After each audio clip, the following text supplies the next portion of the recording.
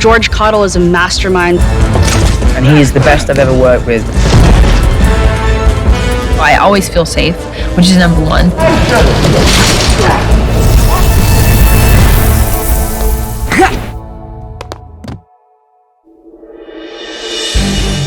So we had 8 or 9 weeks of prep and rehearsal, and we put all of these fights together, and we tried to keep the tradition of what the fights and what the bad guys would normally focus on alive with that element, but also put our spin on it. George's whole team just have such a physicality that bring our story to life. And 3, 2, 1, Obviously, wires play such a massive part, but the hard thing for wires with us on this is we had to put some 6, 7, even 8 characters on wires at the same time, and they all had to be very unique to their own character. We couldn't just hang Doc Ock there and hang the Green Goblin there, because it's like, no, they move very differently, and Goblin moves around on his flyer, so we had to make sure that when we were doing wires with him, that it played uniquely to his movements and his character. And that was one of the hardest things for us, was to make sure that we had all of those components together to make sure that the character was represented correctly from the wires and from the way they put the fights together. Told you I never want to do this ever again! MJ, I'm so sorry, but I can't see anything with your hand in my... I'm sorry. We have an incredible team of people who make sure that we are very safe. It's like, whenever in the world will I be able to experience this stuff? First day we had Zendaya with us was her jumping off a bridge in New York for the opening sequence. We had a scissor lift 55 feet in the air. We had 2, 100-foot cranes above her. Yeah, my first day of shooting was like, okay, we're gonna lift you up on a cherry picker and you're just gonna jump off. And I was like, well, this sounds familiar.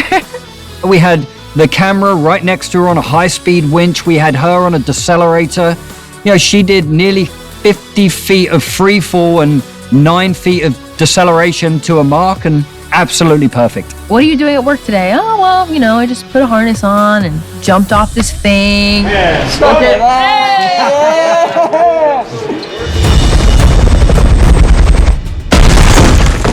The fight in Happy's condo, we were all very excited about, because I think our main baseline was just, we're going to destroy this condo.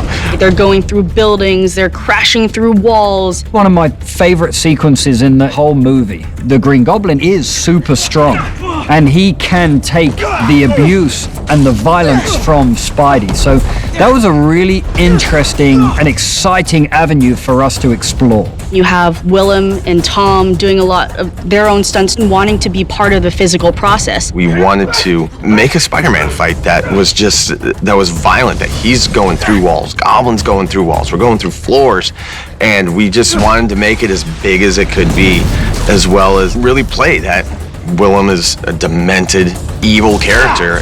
Spidey isn't doing so good in the fight, and he's got Goblin against the wall, and he's just giving it all he can, and Willem is just doing this incredible reactions with his face, and then just stops and gives the Goblin the laugh, but that cackle.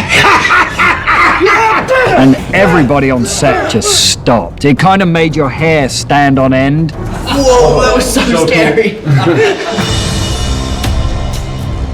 All right, guys, focus up. You feel that? When you get to a third act battle in any film, you want it to be satisfying. It's a level of emotion, I think, that will rival the level of spectacle.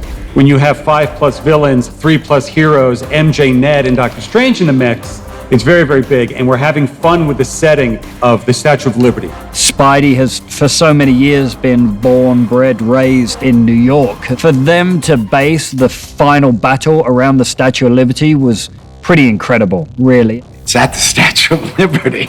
I mean, there's no way practically to do that, with a set, with the proper proportions. So we have to do it blue screen. That shot where we all land on the crown is one of the hardest Spider-Man landings I've ever done, because the crown was just so uneven, and in the Spider-Man suit you can't see anything, and I was really trying to land in the most iconic Spider-Man pose. Poor Peter. Too weak to send me home to die.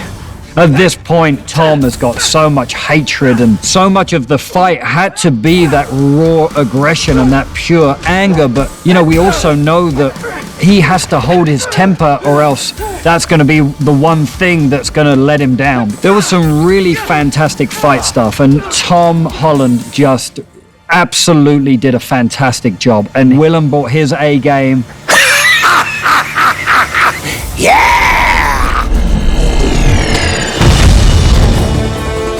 I love George, and I have never once been injured. And that's a testament to his professionalism, his skill set, and also his team.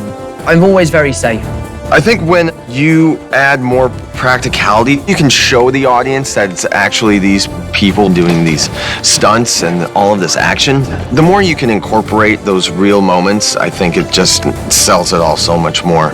I'm in such awe of everyone on that stunt team and our actors and their ability to pull it off.